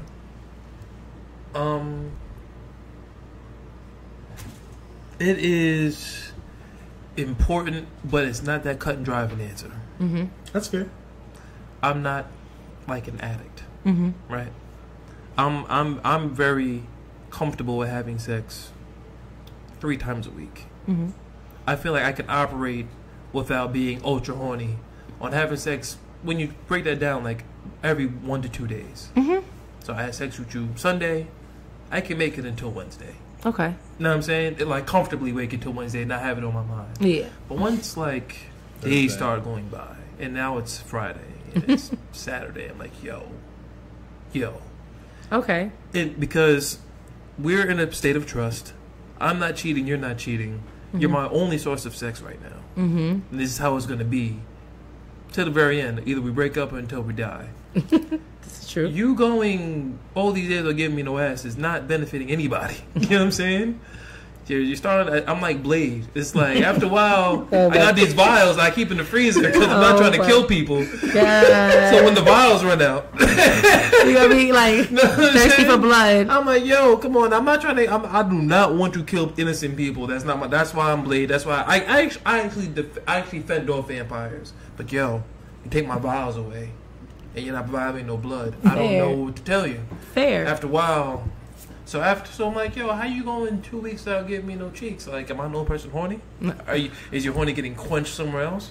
Am I like late on the cheating train? Because this is the vibe we going on. Like, what we doing here? It's important to a degree. Like, you just can't have me going because you're upset. Like, go like 2 weeks without giving me no ass. Like that means I'm having sex twice this month. But that's crazy. But what if you really fucked up? Now, if I did something consciously to fuck up. That's one thing. If you're mad at me about something that's unbeknownst to me, but you're withholding because you don't know how to express yourself, so you're keeping vagina away from me, that's childish. Well, that is definitely unfair. But okay, one other, since this is an episode, we should call this episode about context, right? I feel like that's a big theme in this conversation. I'm an Aquarian. So, an aquarium. I'm an Aquarian. You know what I'm saying? What about if you did something unintentionally, right? Yes. So you didn't mean to do it. Yes. But you readily acknowledged that it was like, I see why she's upset with me. Could you then like be okay with a minor strike? Yes. I'll even give you a scenario. Okay. We was at a wedding. Okay. And there was a girl at the wedding that consensually gave me vagina way back in the day. Oh, I'm all about consent. Like that's my thing. Consent is important. Consent is incredibly important. Yes. So consensually, she gave me the kitten, and I enjoyed it. Mm-hmm. But this is like many moons ago. Yes. Fast forward, I haven't seen her that much. Before you and her. Yeah, before me and her. Okay, just making sure. Fast forward, I haven't seen her. We follow each other on the gram, but I haven't like physically seen her in like years. I seen her. I'm like, oh shit. What's up? Boop. I'm not gonna say no names. Yeah. So, boop. What's happening? Go through, gave her a hug, 2-minute conversation, go back to the. So she was like, damn, like, why you go over there? I was like, nah, I just know her. So we're chilling. She was like, damn, like, you really. So she was just beasting about for days. Like, yo, you just ran up. I'm like, I didn't run like at all. I don't do anything with any type of like speed. Mm-hmm. So it's like, I literally walked over there, said what up, gave her a hug. How's the family? Y'all see you just had a son on Instagram. How's everything going? All right, cool, I'm about to go back. Yo, I actually with Tasha, by the way. Mm-hmm. This is that. Boom. Damn, you was fucking beasting. You sprinted, nigga. Are you out of breath? Like, just putting mad egg on him. Like, damn. Oh, so boy. She was like, yo, so what happened between you? I was like, nah, I just know her. She's like, you just know her? I was like, yeah, I just know her. Tariq, you just know her? Like, yeah, I just know her. Did you have sex with her? Yeah, she consensually gave me some kitten back in the day. But, you know, that's like, it only happened one time. I had to hit her with that type of shit. You know what I'm saying? Gosh. Well, it only did happen one time, you know what I mean? Then she was like, oh, my God. I'm like, come on, my nigga. So, yes. So, in that situation, I didn't think I would be vilified for going to give a hug to somebody. Especially if you didn't know. Now, it's one thing if I'm breaking down, like, my exes to you. Mm-hmm. And then one of my exes, I see her, and then I just totally disregard you. But I just went to somebody I know, something I've done 1,000,000 times. But I guess women just have this radar, like, nah, he had sex with her. You know me and brown skin be having sex from time to time. You know how it go, you know what I'm saying? You know, TJ, that's brown skin man. You know how it go, you know what I'm saying? I know been out the game since high school. You just know the attraction to the dark skinned man. So, you know what I mean? Sometimes you just can't control what you can't control. You know what I mean? Word. Okay, fair enough. Well, I'm glad that, you know, you kind of talked about that because sex in a relationship obviously is important. But how about you guys? Because I know who you have sex with, so what's going on here? I used to hope unless you guys like swingers. Are you guys swingers? No. Like the fucking glass bowl at the front door type people? No. Everybody, whoever picks up their keys is the party for the night. It's not, no kink shaming, but nah, that's not our bag. You know what I'm saying? It's not as frequent as 3 times a week as it used to be, but we also like have our ebbs and, you know, our ups and our downs. You have your, you know, sometimes you have weeks where like it's more than 3 times, and then you'll have weeks where it's maybe once a week. So like if you add law of averages, it kind of balances out. But you're not having this man go through the drought. We've had a few droughts, unless but not because the both of you guys though. Because he's necessarily done anything. Like Right. it's just life. Like, you guys are 15 years in, so it's like, obviously, it's life. it's not rabbit mode every fucking week. Understand? No, well, things change, you know, and I think it was probably harder for me because I'm a guy, but yes, it was. I've also kind of seen it differently, you know. I've seen her like wake up at 5 a.m. and then she's not coming back until 7, and then she's tired, and then But she's looking you out like, yo, my nigga, I'm tired. Yeah, pretty. Yeah, she's. You know what I mean? Please, not today. And then she comes home. You know what I'm saying? She got to be a mother, and Word. you know. So I've had to understand and respect that. Facts. So Yeah. So I mean, and I try to do what I can when I can, but exhaustion is real, and like. Especially when she was in school, but school's out, so you know what I Yeah. mean. Get some of that energy back. Yes. You know what I mean? Are you the threesome wife No. that would introduce another woman into the bedroom? No, that's not my bag personally. I think, at least not at this juncture in my life. Like I'm pretty. I'm trying, TJ. I'm with you. I'm on your side, brother. I used to think I wanted a threesome, Right. but I don't think I want that. They have too much pressure. Honestly, I'm with you. I would have to take the limitless pill if I did it. Yeah, I think too. I think I have too much insecurity. So I'm with you. That's Like watching him obviously have sex with another woman that will like bring this nightmares into your mind. I would believe. I would be hard for me to be comfortable, and I would really have a hard time being comfortable being intimate with anyone else at this point. And you don't strike me as someone that eats kitten. No, I have not. You know what I'm saying? You don't strike me as such. So it's No, like, that's not been something that has come across my like locus of control. Like it's just not. It's not there. So, no gay phase. No, I mean you've been with him since high he's school. my only so, phase. Right. So But you lost your virginity to him? Uh-huh. You lost your virginity to her? Mm-hmm. Yo, what the fuck? Are y'all Mormons? No, we just It just worked out that way. It just happened to be that way. That is fucking adorable. Yo, do you see this? Yo, It's just how what type of room am I in? That is fucking awesome. It just happened. It just It's like happened you that way. guys and Corey and Topanga, the only two people that this shit even exists for. I love Topanga and Corey. You know what I'm saying? Topanga is not. She was all right. Okay. Yeah, she dated a white man. I'm with you, bro. Topanga or Kelly Kapowski? I'm always gonna go with the black woman. No, Kelly's not black. That's why I'm going with Topanga. Okay. Thank you. What? Topanga's a baddie. I'm going with the black woman no matter what. Topanga's not black either, though. And she's got a black name. No. She doesn't sunburn. No. Anyway. No. Kelly was better.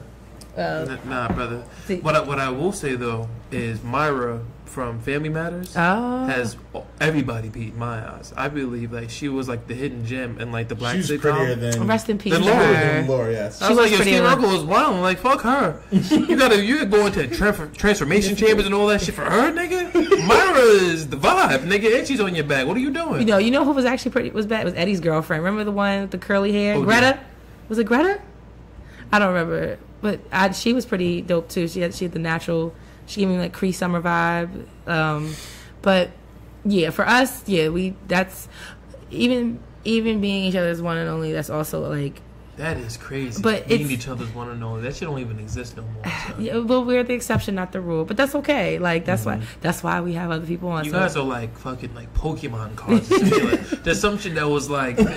When did I see the Pokemon card? You feel me? Like this shit is not out no more. but So. like unicorns. Now I mean, like we're just like I can't even think of an analogy like Mewtwo or something like that. Word, or it's like one. That's like the rarest Pokemon. Mewtwo. Oh, it was. Oh, that It's was. Mew. It's like like every other Pokemon is like mad at them besides Mew and Mewtwo. Mm-hmm. It's like you guys. It's like you guys are Mew and Mewtwo. And other Pokemon, there's like there's mad Charizards and shit. There's only one Mew. There's one Mewtwo. all the Bulbasaurs. You know what I'm saying? And so that shit is so. Yeah, Wow. I mean, it's just how it worked out. Oh my god. Joe. Yeah, and I mean, but at the same time, I know a lot of people could be like very like. I would have cheated. Are you Just- kidding me? Yeah, Like, no. I would have cheated on you No, 100 times Nah. and wouldn't Nah. have said shit. I would, 19-year-old me, I was not a good person, son. well, that's how I knew Are he you was went different. to college in DC where all the bitches is at? Are you kidding me? All the bitches is down there. All of them. All of the hoes. The black chocolate one with the bubble, with the accents. And yo, son. It ain't worth it. You guys are my favorite podcast going down. Like, that shit has my mind. Oh, fuck this hip hop chick. You guys are my favorite because of this? Hell no, son. Every time I'm in DC, I'm like, yo, the hose is here. Oh my And he god! held it down. for marriage purposes and for you did it for fucking I don't want to get for Tatum. It was all for Tatum. Yeah. I mean, that's dope. And hold on, so you guys took each other's virginity. Yes. And you guys waited until 30 to have kids. That's mad whack. What is going on here? I was very good about my birth control. Like birth control. Yeah, fuck you had that type of discipline. Yeah. So only having one partner. Yeah, because I wasn't trying to get pregnant. Listen, my mother told me when I was like, pretty much once I got my period, that women in our family, if a man looks at us long enough, we get pregnant. So when I knew it was time for me to start doing the do, I was like, I'm not fucking shit up for getting pregnant. And like, I knew if I had a child, she'd kick me out the house. So yeah. You know what? So you never, but obviously you never had an abortion. No. Yo, you are so dope. You know how many abortions I had to go through what? in life? Yo, I should be a father. Matter of fact, you should be on the front lines of this like bullshit in Alabama. People taking away a woman's right to choose. That shit down there is crazy. In Missouri, but it's a certain thing that there's a crease in that I don't think anybody's seeing. Like in Alabama, they're having sex with like family members down there and shit like that. Mm-hmm. So it's like they're making abortion illegal because there's too many aunties and cousins that was getting pregnant and just having all these war stories. It was like, we're not trying to deal with this shit no more. As the white supremacy, if you get your fucking cousin pregnant, you just got to deal with that shit because we're tired of your complaints. That's what I think was going on. See, I think it's a little bit more than that. I think it's about trying to like, some people have said it's try to increase the population of the white race because you know that they're going to be outnumbered by black and brown Alabama, people. Though? Ain't no bitches in Alabama. Well, that's why they ain't no fucking bitches their down cousins there. anyway. Ain't no bitches in Missouri. There's no hoes down there. I can't. Have you been? How often have you been to Alabama? How often have you been to Alabama? I don't want to go to Alabama. Me neither. I don't either. What the fuck is Alabama? I don't care about college football. True that. And I don't care about white women. So that's like, I'm 0 for 2. You know that's all, I mean, that's all they really have. I got hip hop chicken. I don't go to Alabama for like the barbecue. So now I'm 0 for 3.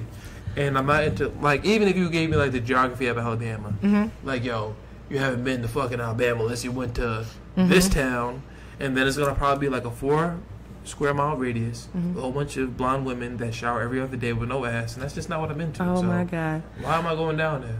Oh, well, fair enough. That's not where the cornbred black women is at. No racist states, so I'm good. Well, that's it's every like state, racism started. The Klan started in Alabama, didn't it? Like, the racism is different down there. I mean, don't they still fly the flag? The Confederate flag. Yeah, probably all the time. I don't want to go no place where they be trying to kill niggas, literally.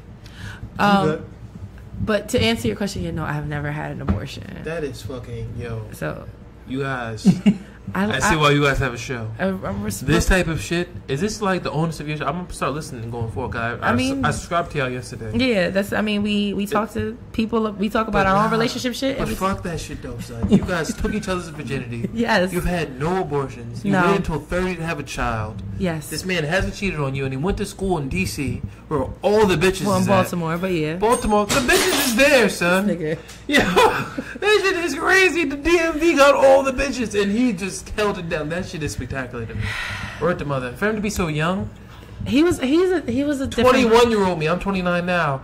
Yo, before my girl now, I cheated on every girlfriend I ever had because I just had no discipline, and I didn't live in D.C. Let alone if I'm in the hub of black women. Oh my god. Are you kidding me, son? TJ is a different breed. What made you? I got older, and then I was like, you know what? If I was to cheat, I gotta go. I gotta bag women. I gotta take them on a date. I gotta be interesting. I gotta spend money. I gotta then pay for a hotel, drive to where you are, come up with this fucking foolproof plan so my girl doesn't know where I am, just for vagina. That I have to wear a condom for. That's whack. Condom sex is mad whack. So once I came into a position where I'm like, I'm spending all this money and doing all this shit for condom sex, this shit is corny. And then I'm gonna put my life on the line to fuck this bitch up because she looks good. But then I'm not no person that thinks she looks good. So mad other niggas I think she looks good. And then women, you have no experience with this. They don't tell you to put condoms on, by the way. Oh. You don't have experience with this either. What's going on in the community? She told me. You can fucking speak to this. Is when you want to fuck a girl raw, they'll let you. All of them. Really? Every single one. Oh, the girl's like, yo, but there ain't no nigga going to me. Yes, they are. There has never been a situation to where a girl had the discipline to tell me to put a condom on. Ever in life. Did. Well, according to Reek, we've established that we're like those are anomalies. Yo, son, am I lying, bro? Okay. I put condoms on because I'm being the responsible one. Girls will let you fuck around and won't be on birth control and be like, yeah, come on, like, yeah, I'm in the moment. Like, you know what I'm saying? This is the women of today. So now I'm like, I'm in this relationship now. I've been there for a few years. Mm-hmm. I had so many women prior to being in this relationship. Mm-hmm. I know what it entails now. I know kind of what you like. Really and truly, to have sex with a woman, all you have to do is have like one good date, be mildly interesting, and do like 3 phone calls because nobody calls niggas no more. So if you call a girl 3 times, just be like, oh, I'm getting phone calls. This never happens. Talk to a girl on the phone for like 3 consecutive days. Be mildly interesting on the date, and be the person that does the planning as opposed to leaving it up to her. You get the pussy in no time. But like, who wants to do that? Because at the end of the day, I have to put a condom on and do all this money for like vagina that's gonna be like somewhat cool. Because I don't know what it really feel like. That's whack. And I put all this money and time for like for shielded vagina. That's corny. So I'd rather just stay faithful. So you know so follow up question to that: is there any other part of this story that includes like your girlfriend being someone that you wouldn't want to like hurt, cheat on? She's got everything to play. I'm not gonna lie to you because this is what it is, yo. It's like what I feel for that woman is what I feel for that woman. I'm gonna have sex with 100 girls tomorrow. I feel like that's who I need to be with on a real level. She attempts to understand me when I had absolutely nothing. She was in it for me because at a point, all I had was personality. I had no money, I had no car, I had no job, I had no nothing. And then she was like, "No, I'll come. I got the car." So it was like she put forth the effort of knowing who I was as a person, right? Which I put like a lot of merit in. And then once I started to get my money up and all that type of shit, and like she stayed around, we started to grow together. Like naturally, I didn't feel like binded to her. I didn't feel indebted to her. I was like, yeah, I really want to be around you. You want to be around me. I'm comfortable around you. I walk around soft. That's like very big. I can walk around on soft from running this woman, and it's all good. I don't feel like discouraged. You know what I'm saying? I feel you. Like this type of shit that's going on around here. And if I have sex with a girl tomorrow, my feelings about you won't change. So I'm not like not cheating out of just like loyalty. It's just like because it's very easy to cheat, especially nowadays. I just don't want to. I see like no reason to do it. I would think it would be harder to cheat nowadays because it's such a electronic like paper trail. Yeah, because niggas ain't smooth with it. So first and you're foremost, smooth. This is what happens when you cheat, right? Niggas that fucking are on like I'm not like when I was getting women, right? I'm not like the internet person, so I'm not on Tinder, on Plenty of Fish, on type shit. I'm not having bitches like see me electronically. I get like women like the hard way. Right? Oh, like you actually go up to them. You know what I mean? So all you would have to do, right? Because these are all things I was doing before. It's like I speak on it now. It's like if you put your phone to where you can't see the message pop up on your home screen, and you don't tell you just remember what the girl looks like, so you don't tell you have social media, you'll never get caught. I guess you're just dropping gems over here for people on how to cheat. I was like the massive cheater prior to this relationship, so that's why I can just speak on this shit now. Fair enough. Know what I mean? Do you ever get like flack from your girl, like because you were a cheater? No, I mean, this is years ago. Okay. No, I'm just saying. But my thing is, I'm not gonna lie to y'all. I'm gonna be very forthcoming. There's been situations where I was accused of cheating. I was like, I wish I just cheated because this energy would make sense. But the fact I've been faithful to your dumbass and I'm being treated like a cheater is getting me tight. Does she knows about your cheating past though? She cheated too. Like everybody's not you guys, but everybody besides you two, the perfect people. Not at all. Everybody is cheated, son. Every girl has been like, oh my god, I feel so bad. Every girl, besides you, obviously, has had the I feel so bad moment. Every guy just what happened to go to Home Depot, come back and just fall in vagina on accident. These things happen. I never asked for this to happen. Okay. Ask your friends one day, like, you ever been to Home Depot? Then after you left Home Depot, you went to go get some supplies and you just accidentally fell into some vagina. They didn't mean for it to happen. Okay. You know I'll make sure I'll put that on. I'm gonna add a note on Siri to. I didn't. Know what I'm saying? Yeah. I don't make these rules. I don't make these scenarios. You just follow them. These are just common These are scenarios real life scenarios that happens to the common man. That's what that is. Thank you so much for just pulling back the veil on all of these things that we don't had. let this man go to Home Depot. I won't. Not by himself. I won't. Know what I mean? Because bad things happen. 2 weeks ago. I know. Listen, give him a lie detector now. You don't know what's going on. Home Depot's a crazy place. I trust Coming him. back. I trust him. I'm not worried about it. I promise. So, do you believe in marriage? Yes, but to a degree. Okay. What's a degree? 45. I believe in making my woman happy, but I don't give a fuck about marriage. But I know she gives a fuck about marriage. Gotcha. Okay.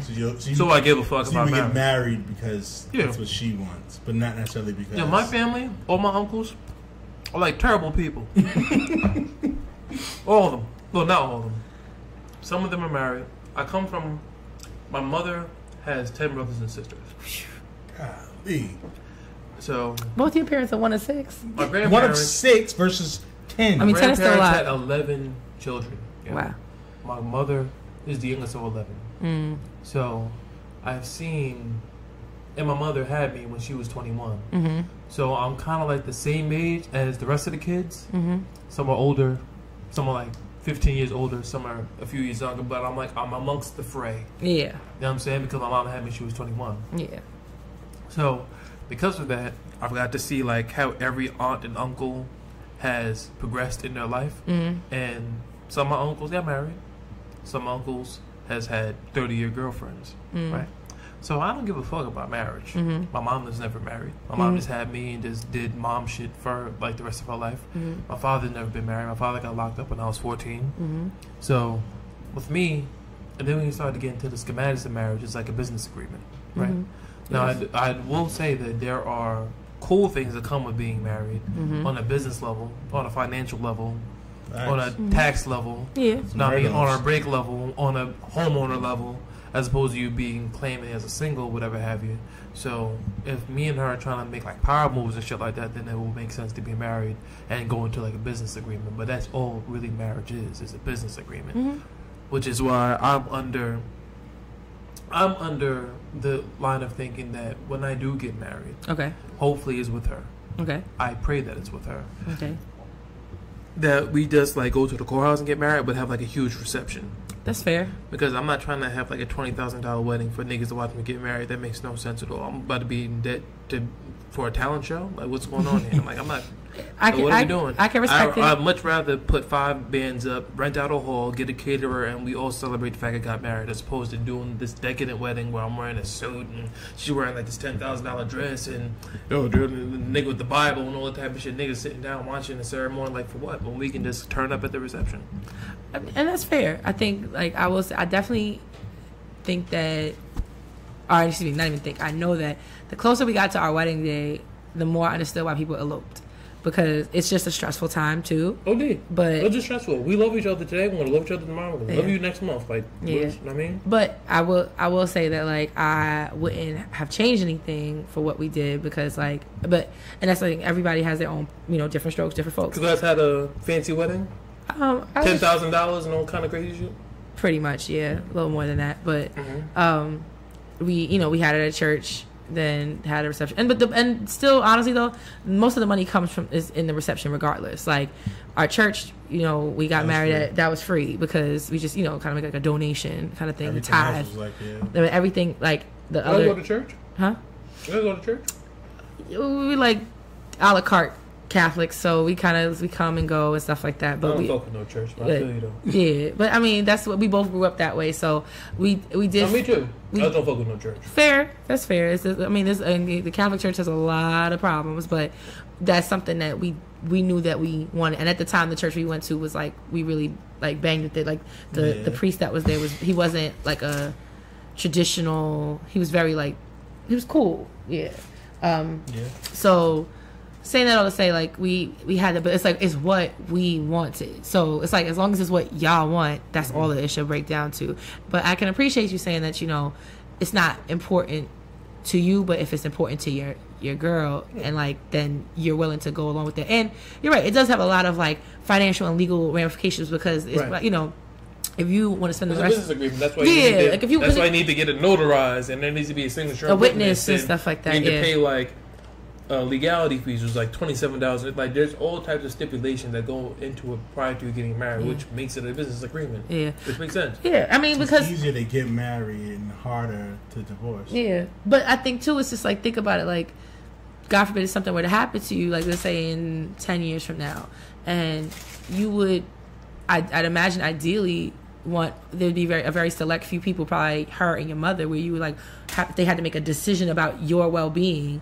You would only want it to be them, but like if she's not your wife, then it's gonna go to next of kin. And like honestly, as we get older, like one thing I'll say is like you have conversations with your partner more than like your parents about like what are your wishes if you like were ever in a coma or something like that. And you do need to have those conversations, but yeah.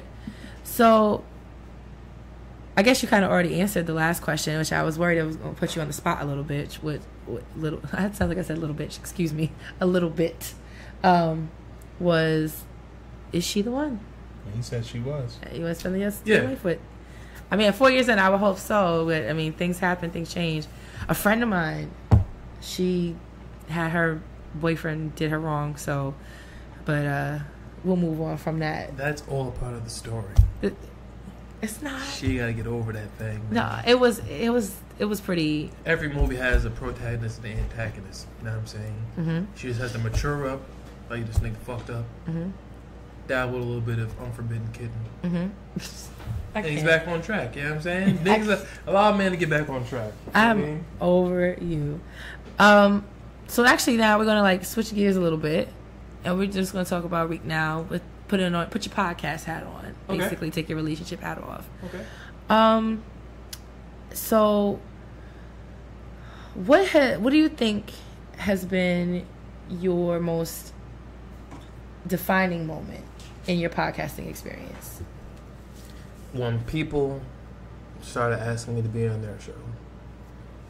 I think that's fair. Because I think, and we asked that, or we thought about that question because. Like in being a part of this kind of other world, like or like this kind of family group, whatever you want to call it, it's interesting like how people measure progress.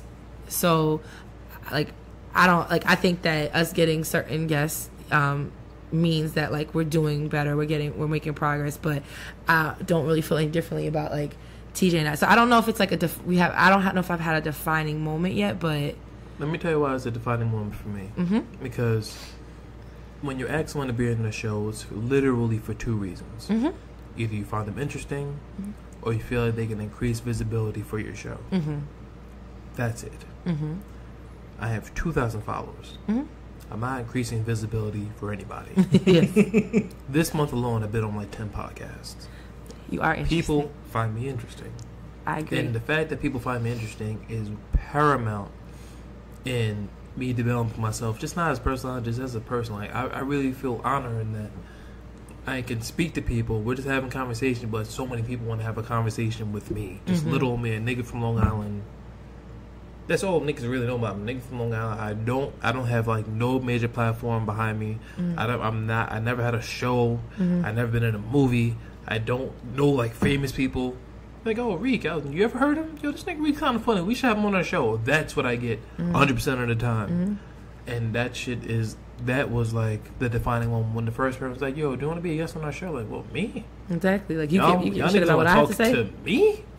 I'm not going to benefit you niggas in no way. Like, views is not going up because of Tariq. You know what I'm saying? And people still, like, it's really great. Like, this month alone, like, so many people asked me to be on their show. And I'm like, I'm not like the cool, I'm not amongst like the fray that's going to build your shit to like get like 1,500 more views or 2,000 more views and your follower count's going to go up because of me.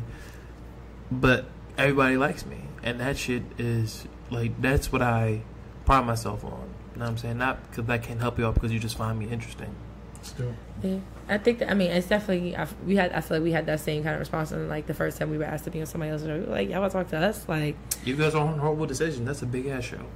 It is. And we were really grateful for the experience. And it's like, it was definitely it feels like forever ago now, but like it was like uncharted territory. But it's cool though because like that show is number 2, brings visibility and shit to the show.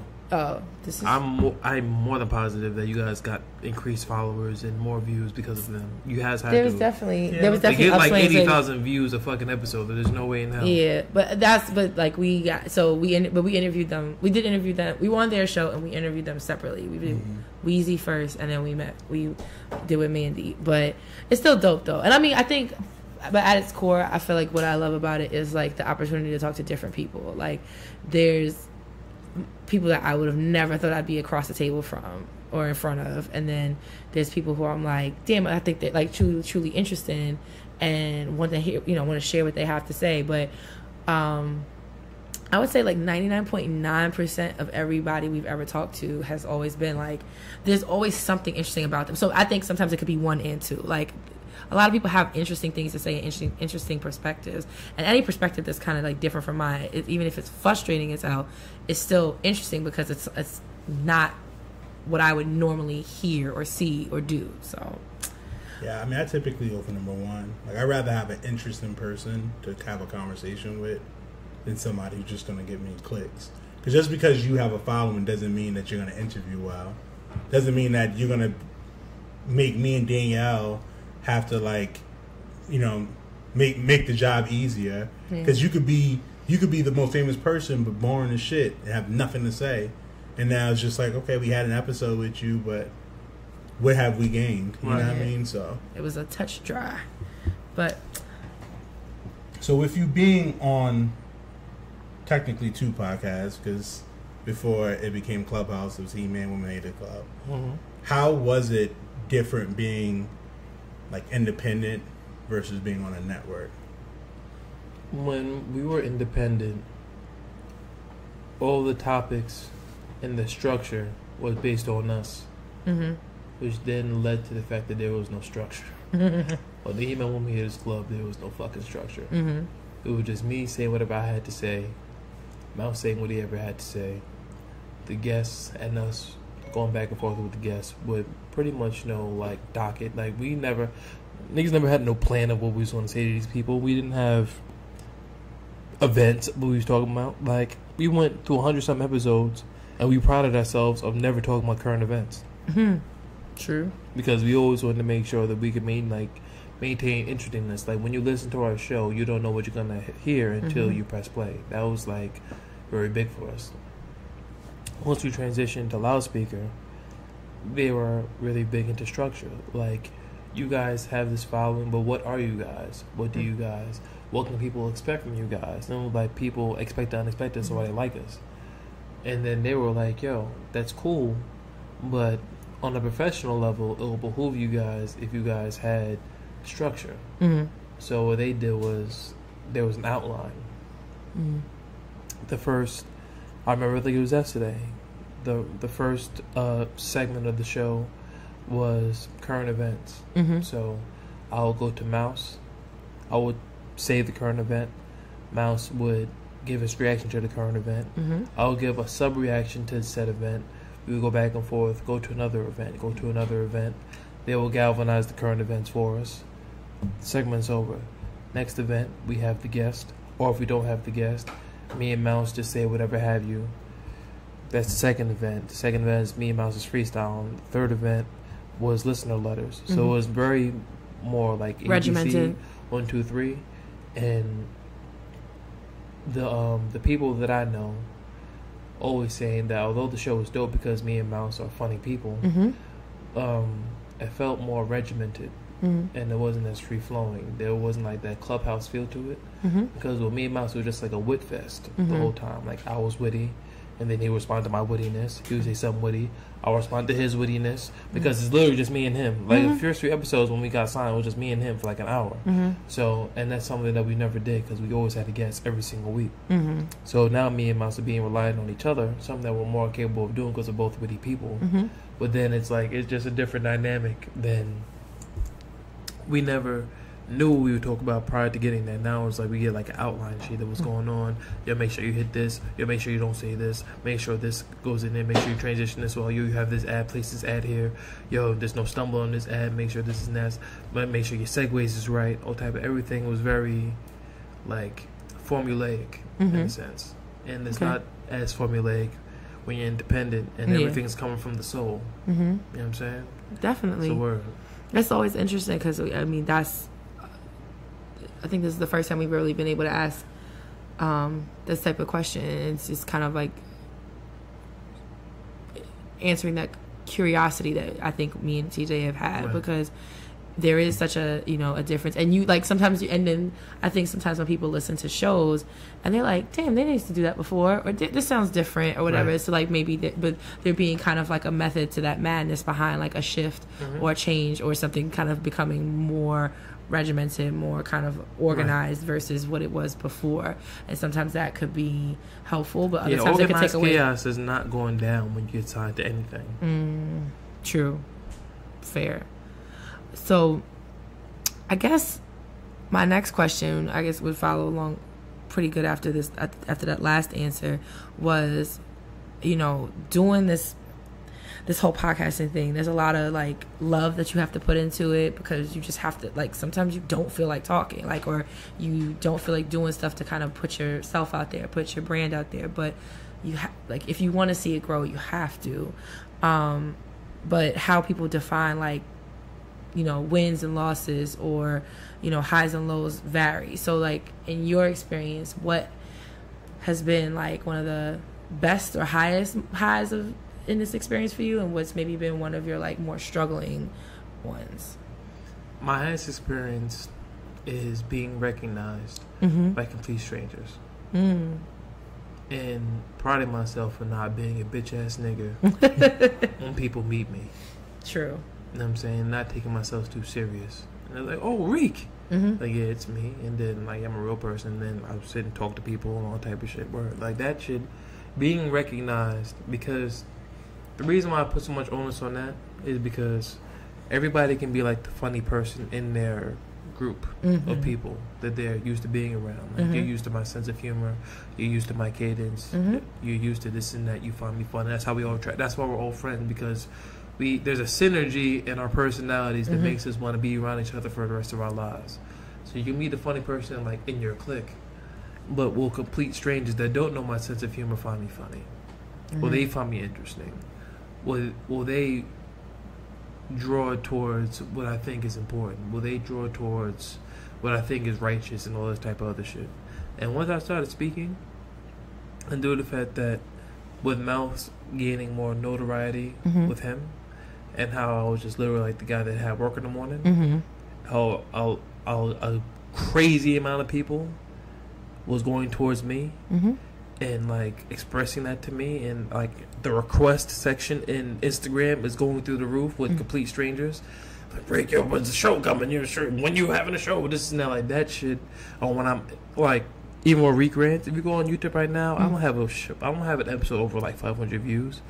But when I can't go anywhere without at least 5 people recognizing me from Reek rants. So it's like the views is outweighing the product. When people come in like, yo, Reek, yo.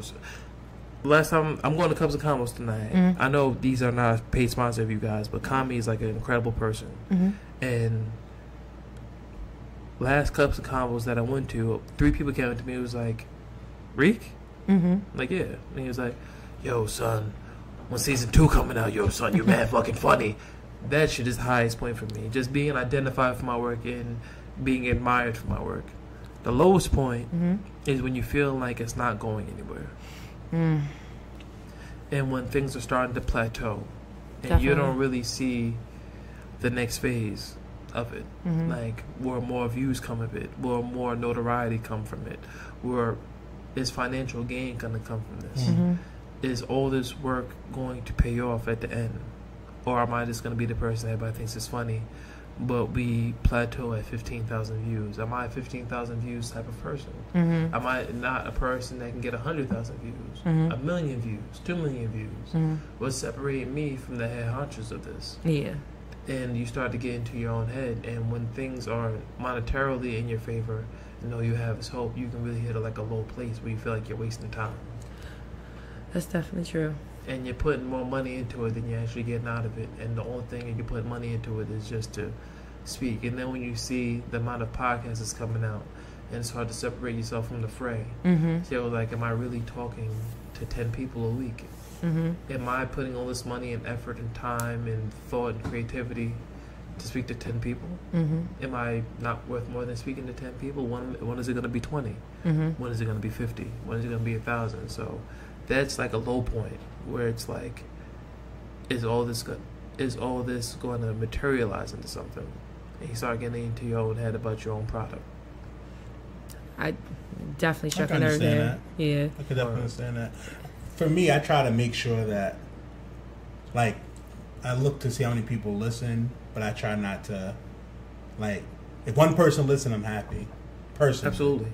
You know? And that's how you have to be, literally. Because, with the time that we're in, I know this shit is, everybody says this. You know what I'm saying? It's like common thought at this point.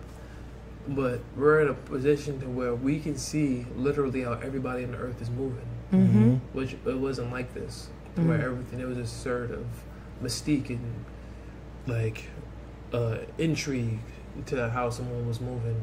Like, we couldn't see how Howard Stern was living outside of his show. Yeah. Like, you go to the show, like, you heard the show was popularly rated, but you didn't have the information to see how many views he was getting. You couldn't see contracts. You couldn't see, like, his mansion. You couldn't see the cars he was driving. You couldn't see his wife. You didn't know that Howard Stern was just famous. But now everything is there. Now you can see what fame can get you. Which is like, Howard Stern getting this million amount of views. Howard Stern, because of these views, is driving this car. Howard Stern, because of this car, can get this woman. Howard Stern can afford these clothes. I feel shitty because I'm not Howard Stern when I feel like I'm just as talented as Howard Stern. Yeah. So when you take that into consideration and you're seeing popular podcasts through social media, they use like, we in this deluxe studio, we had these $1,000 mics, we had these $1,000 guests, we got these $1,000 clothes on, this is how we living. We don't even fucking work. We just we're on podcast tours. We in Honolulu, Hawaii, and Chicago, and Texas, and all type of shit. This is how we doing. What are you doing? And it's like, damn, like, me and TJ, we just be in the crib when we're not tired from work, and we're not going to fuck. We're not on tour. Like, are we doing it? TJ, should we be doing something else? And that like level of trepidation can really lead you into like a dark place. Yeah. I guess, we've definitely come to those like that impasse before multiple times with the show because of just like the stress that it kind of brings on because we had lives and a child and work. And you guys have live shows? We had one live show last year. It was good. Out? Yeah. How many people? 100 plus. 100 people came to come see y'all? That's fucking dope. Yeah, so that's dope. Shout out to my man Rock. Yes. There's merit in that, by the way. 100 people just coming to see you talk with microphones in front of y'all. That's like, don't ever lose sight of that, like, for real. Yeah, it was a proud moment, and I definitely give credit to TJ for that because I was hesitant as hell. So was I. Mouse had to talk me into our first live show. Yeah, and so then like we sold it, and then we started selling tickets, and we secured a venue, and I'm like, okay, we're really doing this, and then we sold tickets, and then they were like moving a little bit, and then like of course niggas, so it was like the week of, and then like people were like, oh, I'm like last week to get your tickets. Then people started buying tickets, and then we were like, oh, well, we sold that. We thought we were only gonna get like 50 people, and then they were like, you got more tickets, so they released like 15 more, and then and then we ended up with over 100 because people love to procrastinate and wait to the last minute. But I respect it because that's my ministry too. And every live show, you get the most money at the door. Yeah. Niggas ain't paying in advance. Yeah, because some people be like, I don't know what I'm about to do that night. I don't know how I'm feeling. But I think that you like really, really hit on two really important parts because on one hand, I think we were technically recognized one time, but it was like the girl at Tatum Swim School because I had on like a sweatshirt or a t-shirt from the Reed podcast, and so I guess between like that and the fact that like she knew that my name was Dani, and she kind of was like, and like, you know, we always talk about being in Baltimore, kind of putting the pieces together. She asked, and I was like, holy shit, like, you actually like listen to our show, and you know, so that was really dope. And then too, like with the lows, do we keep going? Like, you know, there's literally, I mean, and sometimes it shows in the episode quality, where sometimes it's like me and TJ are like dragging, but we're gonna still put it out because consistency is also key, you know, to making sure you have content on a regular basis. So, but I do think that if it ever got to a point where I wasn't happy, I wouldn't do it. Fair. Like, if you weren't having like more fun than not. And that's why it's so important for me. Like, again, if only one person listens, but me and Danny's having fun, then I'll continue doing it. Yeah, because but once I start trying to chase numbers and chase stuff, once it starts to feel like a job, LSN can do that to you. Or you start to feel like you're having all these meetings about how the product can be better, or you can do better, the way you can phrase things, the way things can segue a little smoother, things to galvanize more viewership. It starts to feel like more like a job. And then you're like having all these like semi-important meetings about like what you can do to like increase visibility, marketing tactics, promo videos, all those other type of shit. Like, all right, yo, make sure you do your reads. After you do your reads, are we going green or whatever the fuck it's called when you're not gonna be there the next week? So you record another episode in advance. Yo, after this, you do the promo video. Talk about like, yo, what's up, yo, come through, check out the podcast with Clubhouse, this and that. Like, all that shit just feels like a fucking job, son. Or that's fair.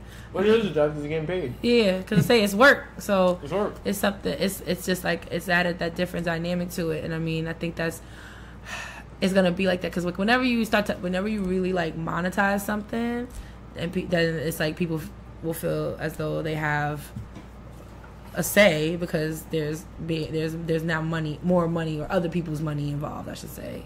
So I get it, but I think we're almost down to we have the last question. Nope, man, I made it. Yes. No, you definitely made it. So, Mr. Reek. Yes. You gonna read it or am I reading it? You can read it. I'll read it. Where do you see yourself in the next 3 to 5 years? Thinking ahead. In a place of understanding. Okay. Where I'm at right now, I'm very scatterbrained about what I want to do. How am I going to implement it? What pieces do I need to put together? How much money do I need to make? How much money am I not making? What am I going to do to acquire said money? What am I willing to do to get said money? What am I willing to sacrifice for said money or for said time, for said dream, whatever? So in 3 to 5 years, I see me having my eureka moment, and I'm moving at a space to where I'm comfortable with what I'm doing and how I'm doing it, and I'm doing it consistently. You know what I'm saying? And I'm not so afraid of what I'm not doing. And I'm not in a place of uncertainty. As of right now, I'm operating on a place of uncertainty and a place of hypothesis. When in 3 to 5 years, I believe I'm going to be operating in a space of doing something, being brilliant at it, and continuing to do something that I'm brilliant at, but also making a certain amount of money that I'm comfortable with. Because all I really dreamed about, even when I was a child, all I've ever wanted was a wife, a kid, a house, and a car that I don't have payments on. Literally, that's it. That's fair. Life is complete after that with me. So once I am in a space to where I can have a home, I'm not paying a car note, I have a girl and I have my child, I'm in the clear from that. And I believe in the next 3 to 5 years that's going to happen for me. Wow. I'm down for it. That's simple. That's a simple but achievable goal. That's all I really, wanted. Because, sometimes TJ, you get on me sometimes. You be like, you think everything's great. Everything's like sunshine. And that's because we argue, man. But I mean, we argue. But like, I do sometimes. But like, more times than not, I think I'm kind of a glass half full kind of girl. So I'm just like, I have everything I really need. It's just now everything else from here is like wants or or sustaining what you have. Yeah, keeping what I have. But like, I've got my husband, I've got a kid, I got a house, I still have payments on a car. I did pay off one car, but then they stole it right before I gave birth. They did. And then crashed it. But it always happens that way. Yeah, so I got a car now. I had to start back over from scratch. But it's the things that matter the most I feel like have been achieved. I'm in a profession that I love, but I can only improve upon things versus like having to get to them yet. The most important stuff, and then like this podcast and stuff too, is a passion of ours. It's something that kind of brings us closer together, which is like, I agree with TJ. If at the end of the day it was just he and I talking into the void, but he and I maybe get over an argument that we've had faster because we're talking to each other about current events or reading a letter together and answering somebody's question, then so be it, because it ultimately like it helps he and I. And so like if it only ever helps he and I in the end, then I'll keep doing it. I'll keep doing it. I agree. Thank you. Good answer. So, happy wife, happy life. That's what they tell me. They say, I heard another one that talked about like couples or something, but happy spouse, happy house is what I heard. I'm with that. Okay, is that a little bit better? Like I said, just don't lose yourself. You just got to make sure that whenever you settle down, you don't lose yourself. Because at the end of the day, if it don't work out and you don't have yourself, you all fucked up in the game. Fair. Well, listen, Mr. Reek, we appreciate you for coming on. Thank you so much. This has been I don't remember the last time I've laughed this hard during an episode, so kudos. It's definitely our longest episode, which I'm okay with. Yes, but so I asked you guys, I got to be less long-winded. That's I do a show. I know what this means. I don't mind. My thing is, if the conversation is good, let it go. Mm-hmm. Yeah, whereas Danny may be like, well, let's try to keep it in his pocket. No, if the people are going to be entertained, I don't want to have to stop it of times. Like, this is our show. Yeah, TJ let... Where are we at right now? What time? We're at 1:45. But we're wrapping up. So it's a lot of talking. Yeah. But it was good talking. It was. But TJ's the same person who let the servers at our wedding give speeches because he wanted He wanted to hear. She's being facetious right now. But every fucking body gave a speech at our wedding. Shout out to you with the vocab. It's on the video. Facetious. All right. It's on my video, and I got it. So he Forever. Because like there were a lot of speeches, and then we were just sitting there, and people, people start to squirm at like a wedding, and only TJ. I get to this open bar. This nigga's playing. Exactly. Man. TJ was the only person. He was like, "You good, keep going." The bar was open still, so y'all can still drink. I'm just saying. And we had open bar, like real lit wedding. Real adults should. So, but again, thank you so much. This has been an amazing conversation. We really, really appreciate you coming on. I feel honored that I was able to have this conversation on your program. Well, thank you. We are flattered as well. Please give the people your handles where they can find you at. We'll also put it in one the of notes. I think this is it's definitely going up there in my like criteria for like some of my favorite like social media handles, because some people just have really good social media handles. I really like yours. And I changed mine. Really? Mm-hmm. It used to be I does this UIEDUZDIS. I'm very big into like not having an underscore. Because like if you have an underscore, you lack creativity. Okay. But then the original black man started to arise because I am the original, and I wish we had more time. I'll explain how I got to that. But my social media handle on Twitter and Instagram, because I'm not on Snap, and if we didn't go to high school, if we're not related, don't ask me for my Facebook. Stop being weird. Is the OG Black Man. It's all one word. The OG Black Man on Twitter and on Twitter and Instagram.